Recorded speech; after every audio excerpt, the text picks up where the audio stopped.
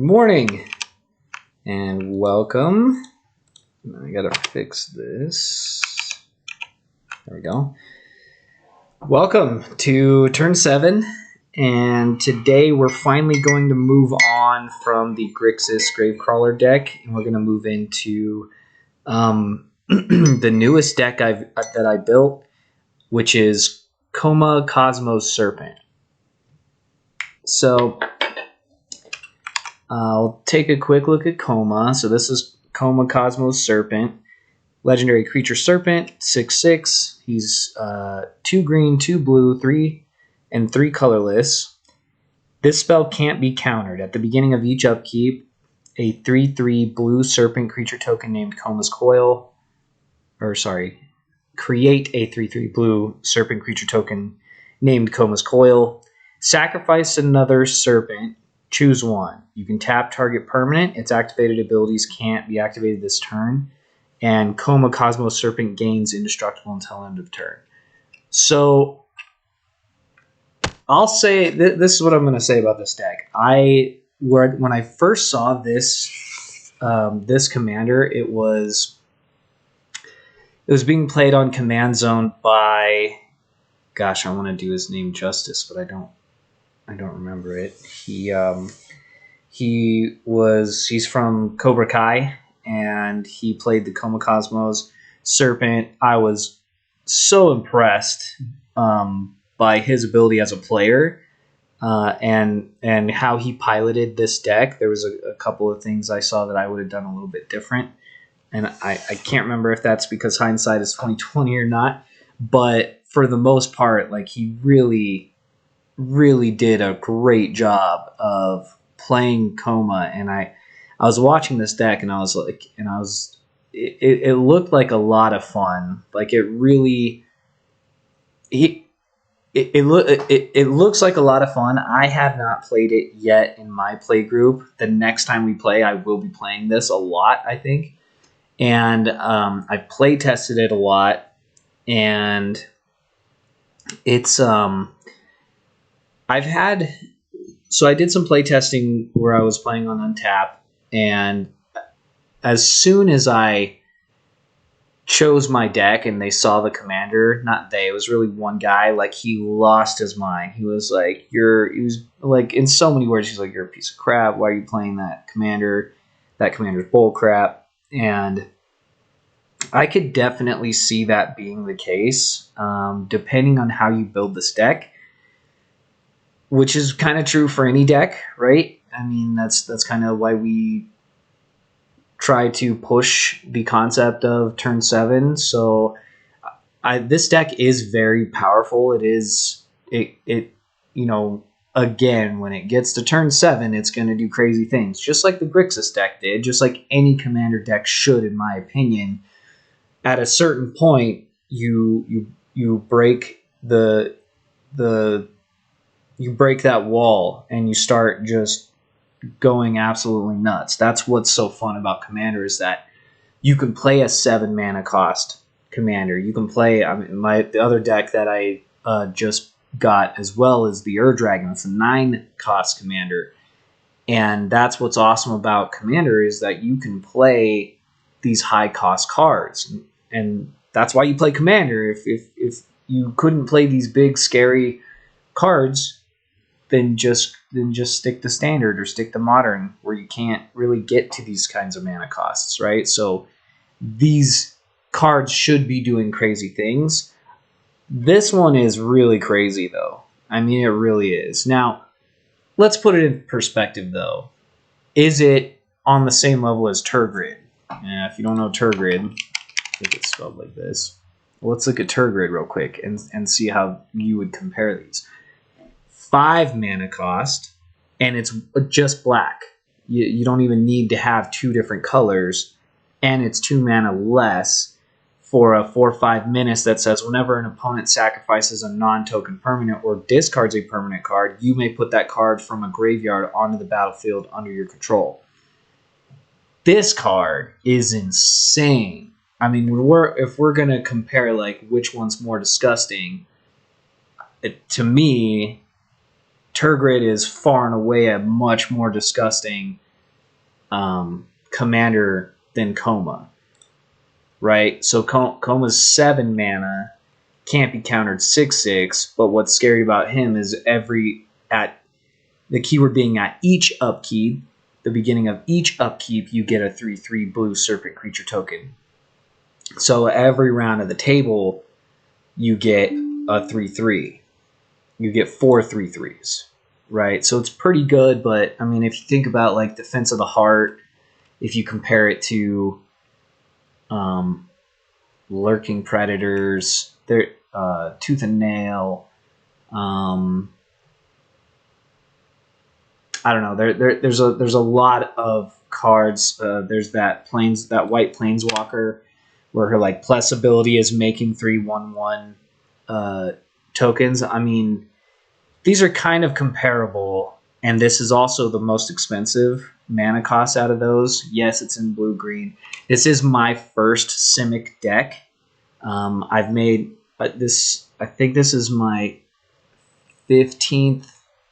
13th, 15th, somewhere in there, commander deck that I've actually built in real life. So I waited a long time before I decided to make a Simic commander. So this is my first Simic. So try to go easy on me. Like at some point, I want to fill out, a commander deck that's mono white, mono blue, mono green, Gruul, Dimir, right? I want to do every single color type of each color scheme. I so happen to just go with Koma, right? There's a lot of choices. I think Adrix and Nev would have been a much more disgusting choice, and we'll get into the why of that. So I have here, I believe this is updated. It might not be, but this is basically the deck here. So if you wanted to look at the list, it's 10 islands, 10 forests, and then 17 other kind of whatever lands, right? So that's basically the deck. The fun cards, it is a like a clone theme with the removal of the legendary issue, so I can make multiple Komas. That's not like the primary function of the deck, but it is a big function of the deck.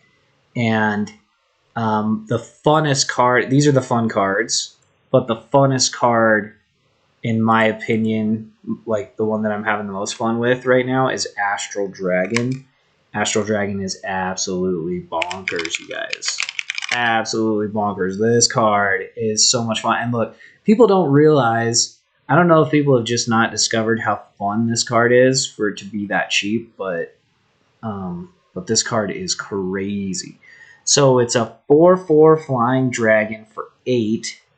2 blue, 6 colorless. When Astral Dragon enters the battlefield, create 2 tokens that are copies of target non-creature permanent, except they're 3/3 dragon creatures in addition to their other types, and they have flying. So it's a lot of text. It can be a little bit, kind of confusing-ish.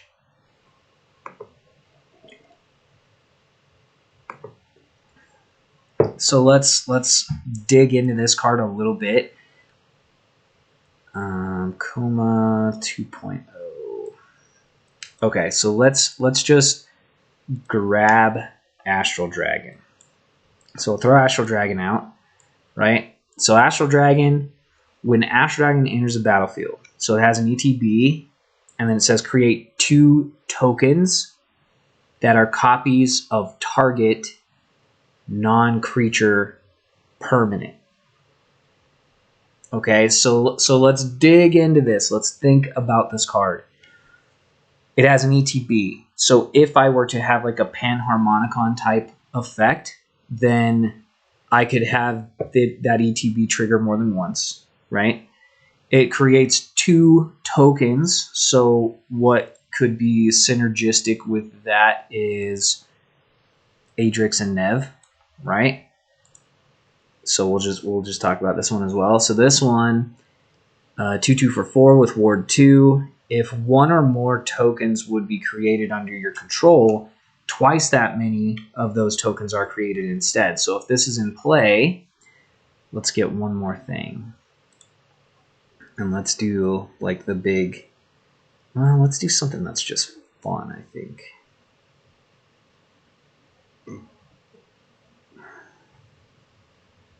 Um,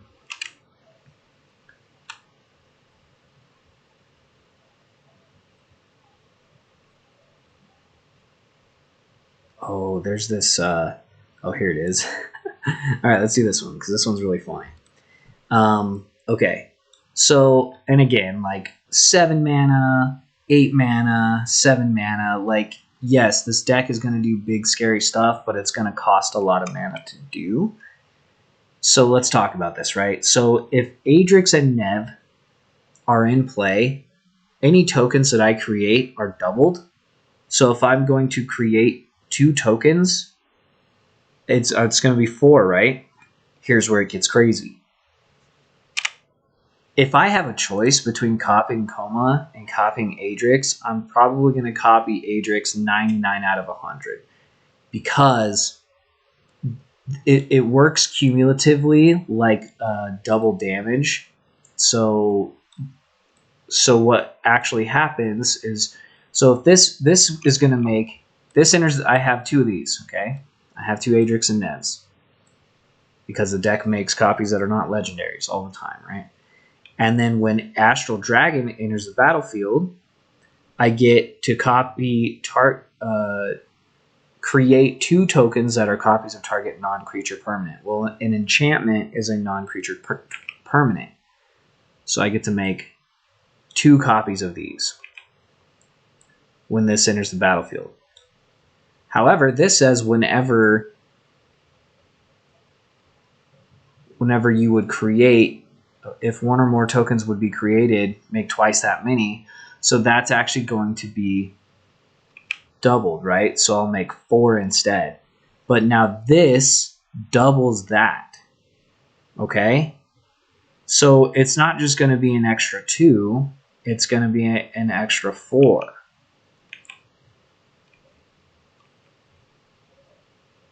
And if we had a third, then it's cumulative. It would be 8, and then it would be 16, and then it would be 32. So it's, I mean, think kind of, I don't know if I want to use Scoot Swarm as an example, but it's kind of like that. So just with 2 Adrix and Nevs, I would get 8 Curse of Unbinding. So these would all become 3/3 Flying Dragon.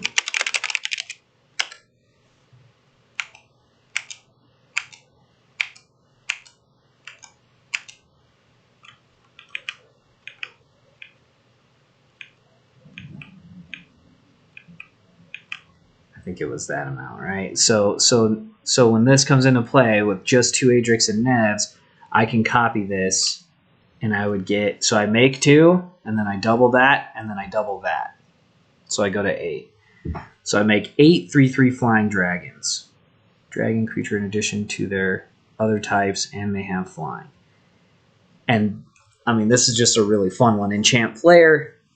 At the beginning of enchanted player's upkeep, that player reveals cards from the top of their library until they reveal a creature card. Put that card onto the battlefield under your control. That player puts the rest of the revealed cards into their graveyard. So, I mean, you could enchant other players. You could enchant yourself. It's just a funny thing. I think it's hilarious. It's kind of like a bribery that happens at the beginning of enchanted player's upkeep.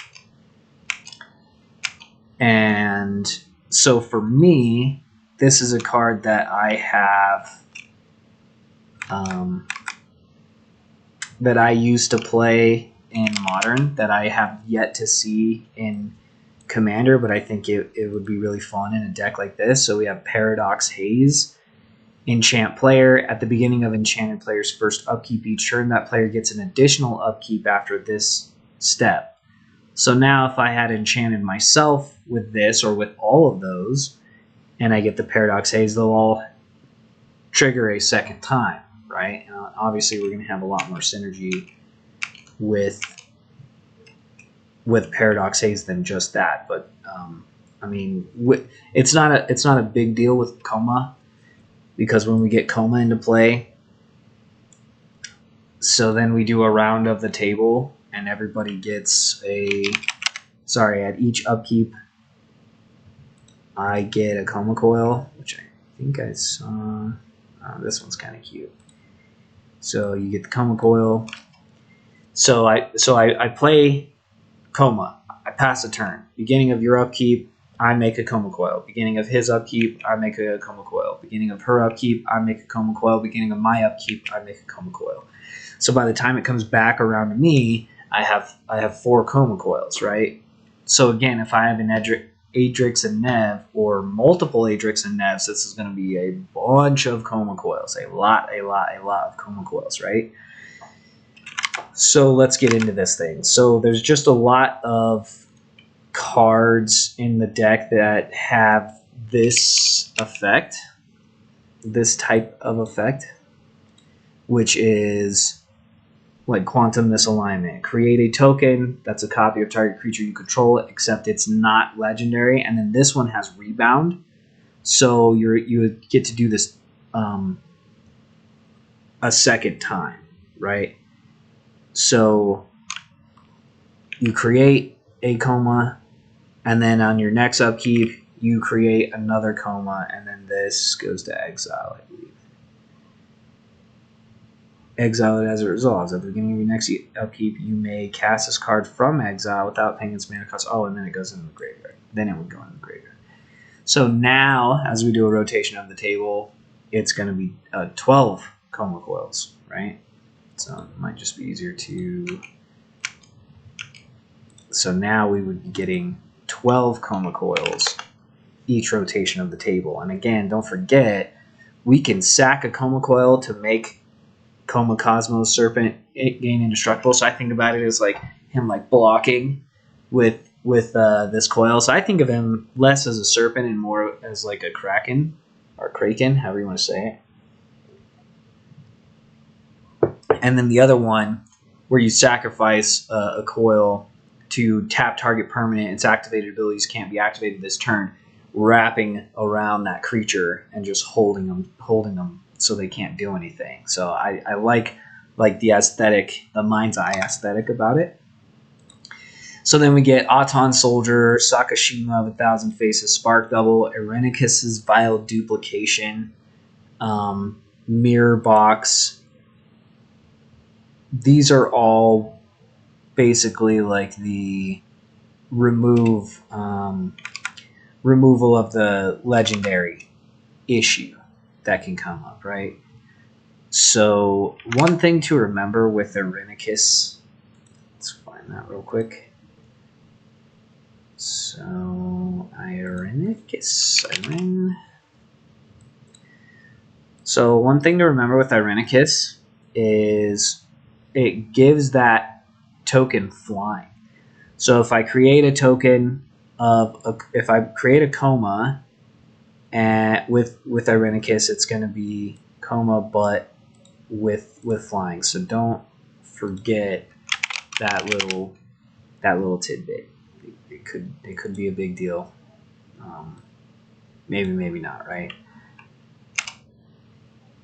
Now, let's look back here. So we have Progenitor Mimic, just another really kind of janky for fun card. It's kind of like Helm of the Host in a way. You may have Progenitor Mimic enter the battlefield as a copy of any creature on the battlefield, except it gains at the beginning of your upkeep. If this creature isn't a token, put a token on the battlefield that's a copy of this creature. So at the beginning of every upkeep, so now we see if I have Paradox Haze, or I have Adrix and Nev, when I make the beginning of my upkeep, if I have a copy of the Irenicus Vile Duplication, I can make another one. And then if I have Paradox Haze, I would make another one. Or if I had Adrix and Nev, I would make 2, right? So it definitely starts to get pretty crazy. So let's go to, all right, Curse of Reminding, Mirror Box, Clever Impersonator, Mirage Mirror. Mirage Mirror is my pet card. It's just I put it in almost every single deck. It's like the one. It's like the one card that I just can't not put in every single deck. I like to make every deck as different as possible, but Mirage Mirror is exactly that. Because if one of my 3 opponents plays something that's really cool, I'm gonna want to copy it. Oh, and while I'm thinking about it, the Astral Dragon. Don't forget that it's just saying create 2 tokens that are copies of target non-creature permanent. So that includes lands that you can do. You could do planeswalkers. It's crazy. Enchantments, artifacts, lands, planeswalkers. Sieges, maybe? I haven't really messed with sieges yet, but... Okay, so double major. So look at double major. I probably should have done this kind of deep dive on the Grixis one, just like card by card. I like this. So double major, a green and a blue. It's an instant. Copy target creature spell you control. Except it isn't legendary if the spell is legendary. A copy of a creature spell becomes a token. And I think what I'd like to do with this one, double major. I think I looked at it. I don't know if it really like drove home well. So if a creature spell is copied, it's put onto the battlefield as a token as the spell resolves, rather than putting the copy of the spell onto the battlefield. The rule that applies to a permanent spell becoming a permanent apply to a copy of a spell becoming a token. The token that a resolving copy of a spell becomes isn't said to have been created. So I guess the question that comes to mind for me is, when is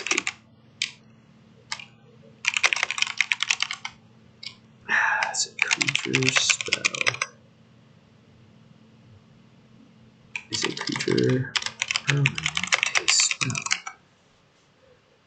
Simply put, a permanent card is a spell that stays on the battlefield when it's cast.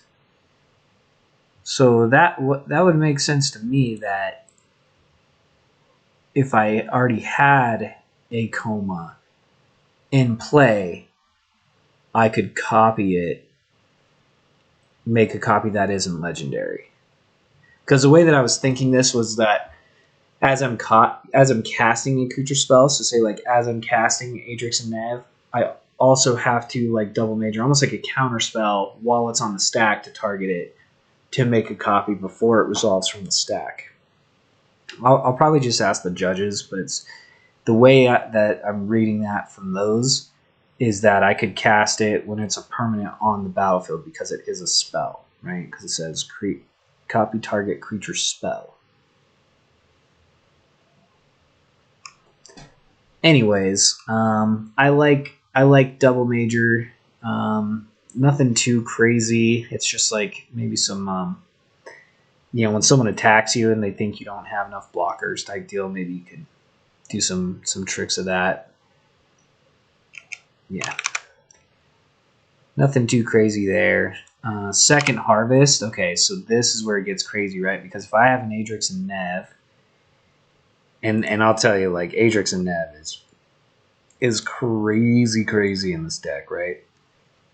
So if I have Adrix and Nev in play, let's say I have 2 of them, and then I have 12 Koma coils, and then I play, find it.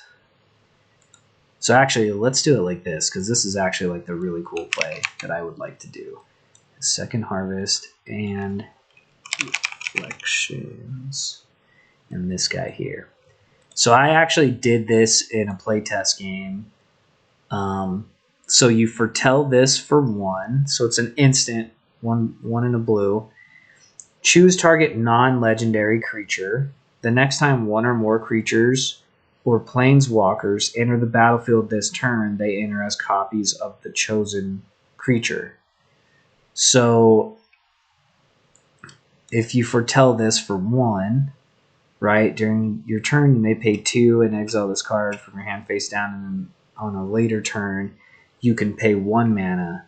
You can cast it for just 1. So you cast this for 1, then you cast Second Harvest, or you cast Second Harvest and then put this on the stack so this resolves first, whichever. So now, whenever I make a copy of something, it'll be a copy of a target non-legendary creature. So if I've made one of these, where with a card that says it's not legendary anymore, right? Then I can choose Adrix and Nev, and then I can go, okay, for each token you control, put a token on the battlefield that's a copy of that permanent. So if I have 2 Adrix and Nevs, I'll make it'll be doubled, right? So I have 1, this is a token, this is a token, and these are tokens. So I have 14. So 14 times 2, 28, and then that's also times 2, right? So math hurts. Oh gosh. I was in rain. Let me be. So 28 times 2. So 56. So then I could get 56 copies of Adrix and Nev. I could get 56 copies, or I could do 56 copies of Koma. And that's like some game-ending stuff, right? But obviously, I mean, you're putting a lot of combo pieces together. But I think that's one of the funner ways to like really explode in this deck. All right, Machine Gun Effigy. So let's talk about this card. I've decided, like, if I'm gonna do something where I go infinite, which is what this has the ability to do, is I think what I'm gonna do personally is I'll only do it 10 times, which is probably plenty.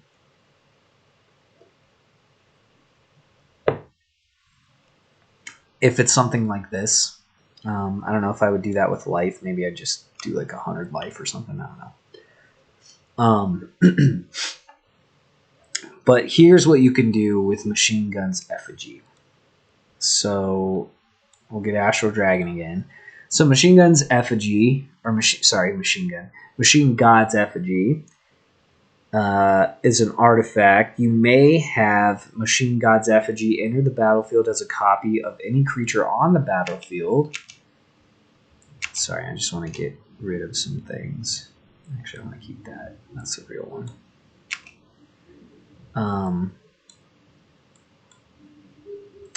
Except it's an artifact, and it has tap to add blue mana. It is not a creature. So this is a pretty crazy card. So what you can do with this card is you can take advantage of the May clause. So if I have Astral Dragon in my hand, right? When I play Machine God's Effigy, if I know that I'm going to be getting into Astral Dragon, I could not have Machine God's Effigy come in as a copy of anything. Just come in as itself.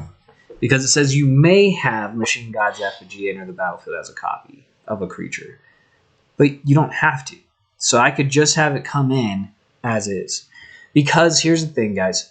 If I have Machine God's Effigy come in as a copy of a creature, so let's see, what's a fun creature? Oh gosh, I don't know. I guess we could do Bramble Sovereign. So if I have it come in as a copy of a creature, it is a copy of this. Come on, can I not block it out completely? So just pretend this is gone, right? This is what Machine God's Effigy is, except it's an artifact and it's not a creature. So it would just be an artifact that can tap for a blue. That's not a creature. That says whenever another non-token creature enters the battlefield, you may pay 2. If you do, that creature's controller creates a token that's a copy of that creature, right? So if I then play Astral Dragon, I can copy this because it's not a creature, so target non-creature. But it's not going to copy Machine Gun's Effigy. It's going to copy the Bramble Sovereign. I would make 2 more Bramble Sovereigns. Okay? That's how the rules work. So it's important then that if I want to copy Machine God's effigy, or I don't know if it's a good example, but like Clever Impersonator, maybe not for Astral Dragon because it's creature, but you get my understanding. Like if I wanted to copy, like if I played a Phyrexian Metamorph, copying Clever Impersonator, that's copying a, Soul Ring, it doesn't come in as a Clever Impersonator that I can then choose to be something else. It's going to come in as a Soul Ring because you're copying the copy of the card, what the card copied. All right, now that we are all genuinely confused, but we're also kind of tracking. And this will be the last thing for this episode. We'll continue later because I got to get ready for work. But so what you would do then is you would play Machine God's effigy without having it copy anything. Just play it as is, okay? So then when I play Astral Dragon, I can create 2 tokens that are copies of target non-creature permanent, except they're 3/3 dragon creature in addition to their other types. So now I can copy 2 Machine God's effigies. I can have one of those Machine God effigies enter the battlefield as a copy of Astral Dragon, which then I can have it copy Machine God's effigy. And one of those come in as a copy of Astral Dragon. And because I still have a Machine God's effigy that I can continue to copy, these copies of Machine God's effigy can come in as whatever, right? They could also come in as copies of Astral Dragon, and if there's something like let's get crazy, right? We get a Parallel Lives, and then these Astral Dragons are going to make copies of Parallel Lives, and then this is an Astral Dragon. That's going to make 2 more copies of Parallel Lives, and we can just do this infinitely. These could be Soul Rings. They could be Arcane Signets. You could have infinite mana. It could be, an enchantment for drawing cards. Tap to draw a card. I don't know. So you could get infinite mana. You can get infinite draws. You could just keep going and going and going and going if you use the Machine Gun effigy in this way, right? So be careful not to, If it's one of those games where you want to end it, like we've had enough fun, everybody's kind of ready for this game to be done, then knock yourself out. If it's kind of an early thing, early-ish, I don't know how it could really be early if you're doing, Astral Dragon's 8 mana, right? And that's why. So this is the last thing that I'm going to end on. I do think that Koma Cosmos Serpent can be a broken commander if I were to run things like Jeweled Lotus, Soul Ring. Like if I built my deck to get him out as fast as possible, he would be very, very difficult to keep under control. But if you build the deck without any of those cards, then it should play at a speed that people can handle. That they can deal with, okay? So keep that in mind. So I think what I'll do is just kind of discolor this so I remember that this is where we left off. And then next time that we get together, we'll just start again, and we'll keep talking about each card and kind of why it's cool in this deck, the cool things that it can do. And then once we get through all of that, I think this is how I'm going to do